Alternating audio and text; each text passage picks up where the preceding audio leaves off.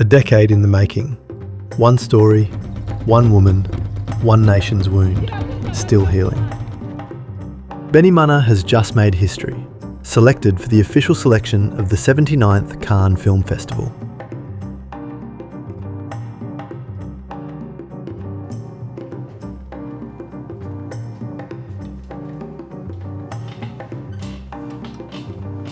For me, what inspires me, or something that is very interesting to me, is to deal with stories of people who find themselves most of the time in a conflict they didn't initiate.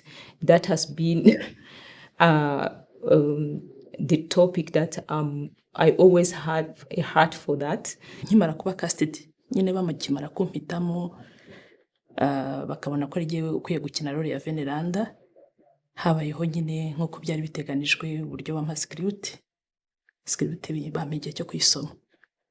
Ndagenda banza ndayisoma, ndongera nyisubiramo, uko nayisomaga amarira yarazaga kubera ko nari mbibonye nk'ibintu ni ukuvuga ngo aya ni amateka y'igihugu cyacu.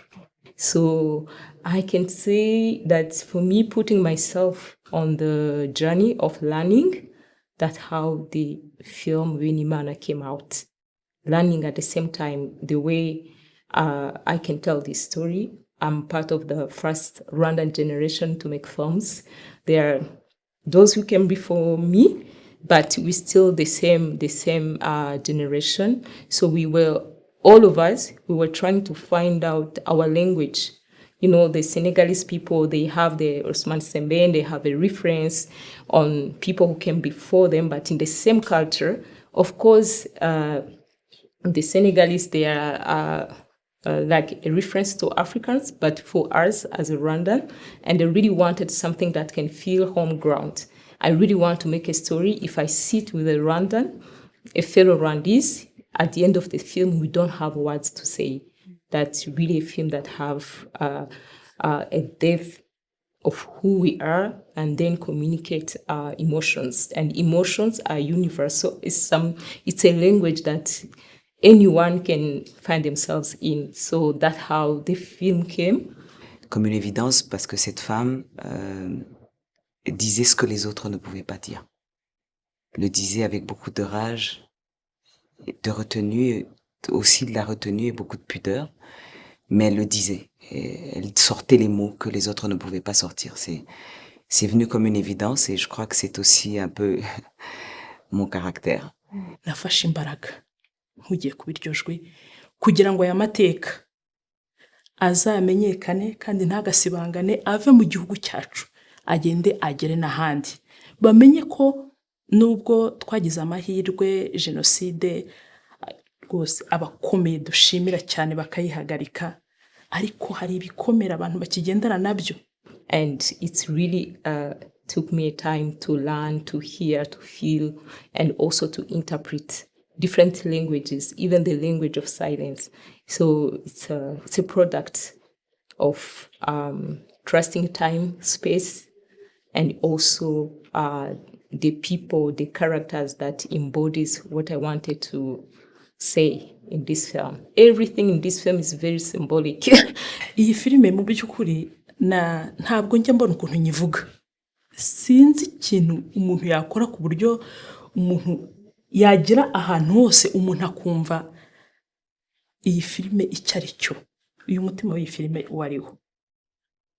Mu by'ukuri sene zose zari zikomeye kuko ni ibintu byari biteye emotion, ni amateka nk'uko nakubwiye twabayemo tukibamo atazanibagirana. Beaucoup de scènes étaient vraiment difficiles, mais j'en ai 3 qui étaient vraiment difficiles, mais si vous posez la question sur parler d'une seule scène, c'est la scène de confrontation de Susanna pendant les juridictions gacaca avec le bourreau. Le bourreau qui continuait à nier les faits. Et aussi la confrontation avec le juge qui sortait des questions, qui remettait Suzanne plus bas que terre. Et ce pourquoi elle se battait, au fait. Et elle avait l'impression d'être incomprise. C'est la scène, je pense, qui a été la plus dure. Il y en a 3, mais c'est la scène qui a été vraiment la plus difficile. Suzanne, je vais parler d'elle parce qu'en ce moment, c'était elle, s'est effondrée beaucoup de fois. Mais avec la direction de la réalisatrice Clémentine, elle disait, il y a cette douleur, il faut qu'on voit cette douleur, mais dans la retenue, qu'elle soit... C'est une scène qui a pris beaucoup de tech, en fait. Parce qu'à chaque fois, c'était très dur. Mais dans le côté professionnel, c'est une scène qui était... qui m'a appris beaucoup de choses. igice rero cyankomereye ni igice cyabaye ngombwa ko nicaza umwana wanjye no nkamubwira aya mateka yose. Ni amateka twicariye.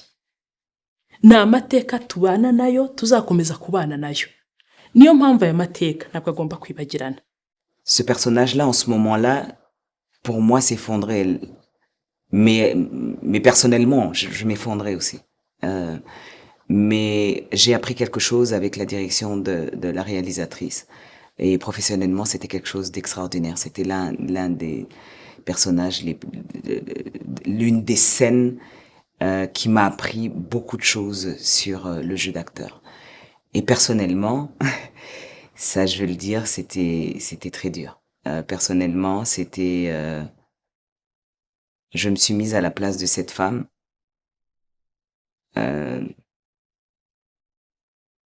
J'ai même oublié qu'elle existait parce que j'avais l'impression que c'était moi personnellement. C'est à moi personnellement que ça arrivait. C'est une scène qui a été très dure. Et je crois qu'après celle-là, on a fait une fin de journée. Il y avait d'autres scènes, mais elles n'étaient pas... personnellement, elle m'a vraiment affecté, cette scène. Elle m'a vraiment affecté. Ouais. Rwose bagomba kumva iyi filime nk'inkuru nk'igibateruye. With the history of Rwanda, especially the genocide against the Tutsis, the soul of Rwanda, meaning the emotions, the will, was broken, but the spirit not. So when the solution that we're putting in place so that the country can exist, that is the spirit of Rwanda, a spirit of a mother. So when these women came together in this room, trying to find a solution on how they are going to navigate through time, through situations, they were looking for that heartbeat of a mother. So it's a mother, it's someone that cares, that bring people together. The mothers are the foundation of every society.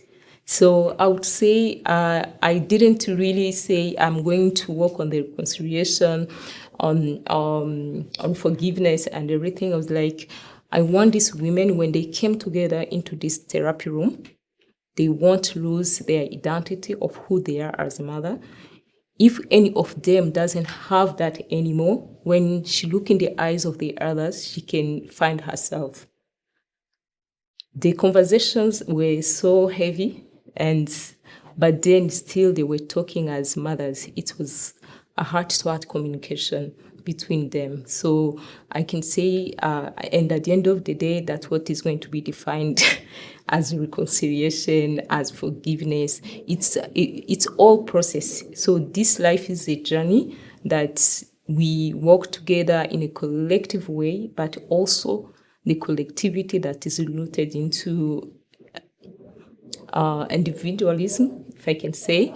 So the heartbeat is what all of us want. If every morning the heart is beating, you want to feed it with light. You want to feed it with, everything that shows life in and around you. So then the wording of the situations of what people go through. Yeah, it's what we say, it's reconciliation, it's all of those things. But the most important thing is that the film is a vehicle to those emotions that lead to a life of a country. I believe that the success of the film Benimana is actually the success of Marie Clémentine Dusabejambo. It is a success because she invested time, she invested resources, and she invested amazing technical skills into the production. So what we are seeing today is a true work of art that respects the authenticity of the cultural context of Rwanda. It is a work that is done following the highest standards in terms of cinematographic productions. So the success is all hers.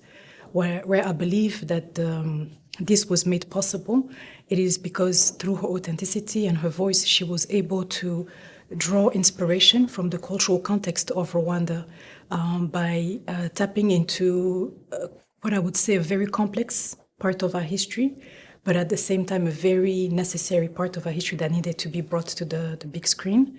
And by that I mean she's definitely giving a new perspective onto the Gacaca court, which is one of the homegrown solutions of Rwanda. She's walking in the footsteps of people who came before her, who understood the necessity of addressing the trauma of our country, the necessity of talking about difficult topics. And it is through this, I would say, general policy of opening up to our communities and opening up the dialogue and inviting people to, be as free as possible and express themselves. And that is really what led to what we are seeing on screen today at Benimana. Ce que je dirais aujourd'hui, c'est que c'est l'une, non seulement de mes plus grandes fiertés, mais la fierté du cinéma au Rwanda. C'est une ouverture de porte.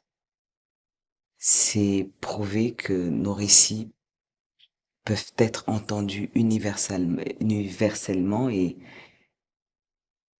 qu'on peut arriver sur des plateformes mondiales et faire écouter notre voix, faire écouter les récits de nos cinéastes. So for me to be able to take it to Cannes and to make it to this platform, it's a reward for me, for the people behind the camera, for the people in front of the camera. All the village is happy, I think.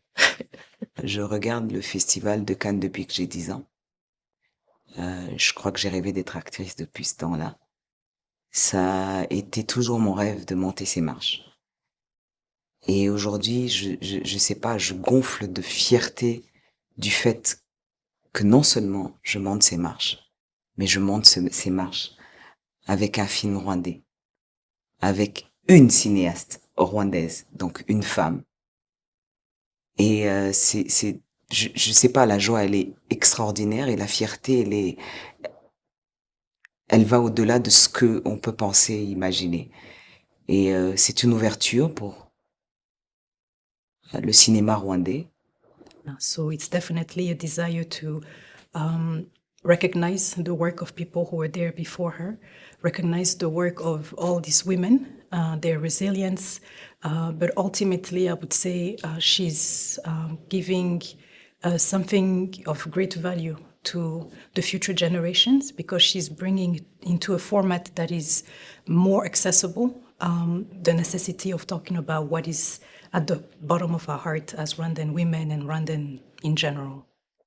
L'écoute du cinéma rwandais et aussi le fait que non seulement on va écouter ces cinéastes, et aussi qu'on doit venir tourner au Rwanda. Parce que l'industrie du cinéma est en train de se faire connaître, notre industrie est en train de se faire connaître. Non seulement cette étape est une ouverture d'esprit de ce qui sont à l'extérieur, mais ce qui sont dans notre pays aussi, pour savoir l'importance du cinéma dans un pays, l'importance de cette industrie.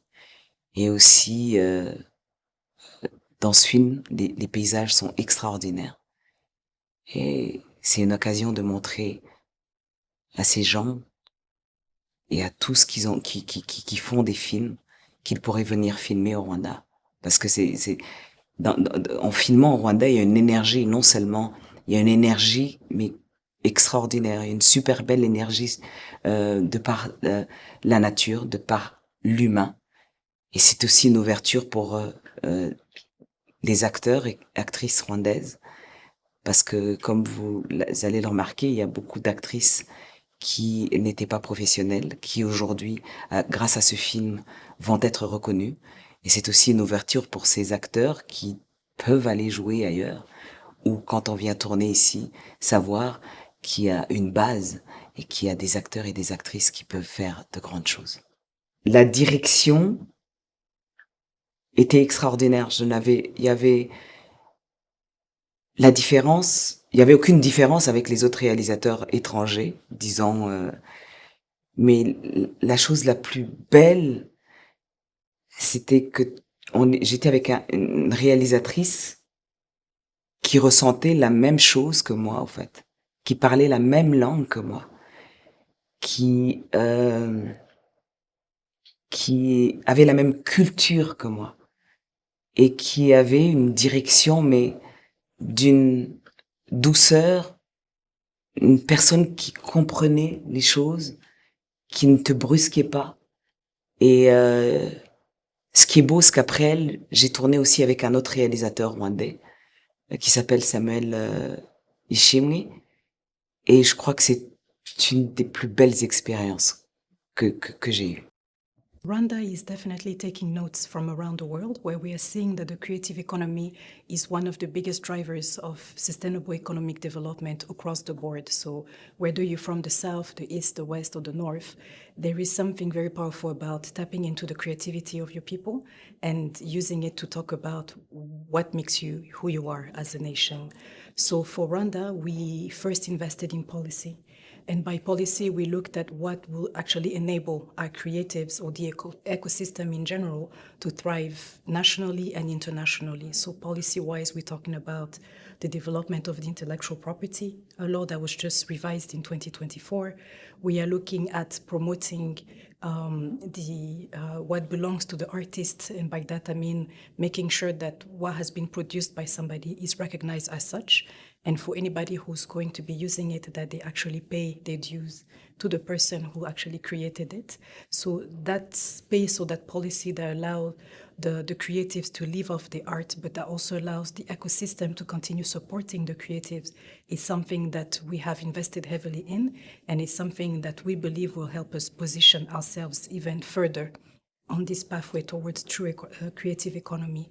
The other element that we're also investing in is in what I would call the overall infrastructure of the creative economy or the creative industries, where we do believe that what makes this system works is the people who work in it. So whether you are the talent yourself or the person working around the talent to bring the talent to the screen or to the stage, we want to make sure that your capacity building is taken care of. So this is done through, of course, educational institution or through partnership with the private sector. So we can, again, really, one, detect the talents as early as possible, nurture the talents, and last but not least, make sure that the talent actually will have access to a market that will allow them to grow even further. And that is that last element, I believe, that we are also strengthening as much as possible, the market access. And for us, we believe that the creativity that we have in Rwanda deserves to be shared with the rest of the world. Just like we are learning from the rest of the world, there is something to be learned from the uniqueness of the culture of Rwandan, our ability to overcome what everybody thought we will never be able to overcome. So this market access is a place for us to exchange knowledge, exchange best practices with other nations, but ultimately prove that this is an economy that we are talking about.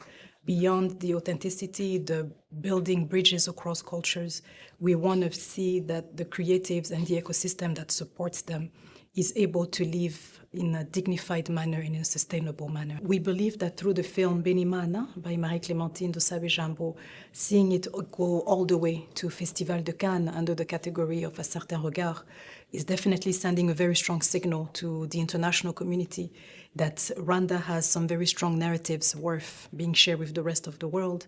But at the same time, when you look at the know-how behind the production of this film from a technical perspective, you are realizing that we do have also a place that's ready to welcome large international production. The message that we also want to put out there for the people who will be interested in coming to create in Rwanda is to tell them that Rwanda is ready, that local production teams have been working on it for many, many years. They have the expertise to accompany this international production.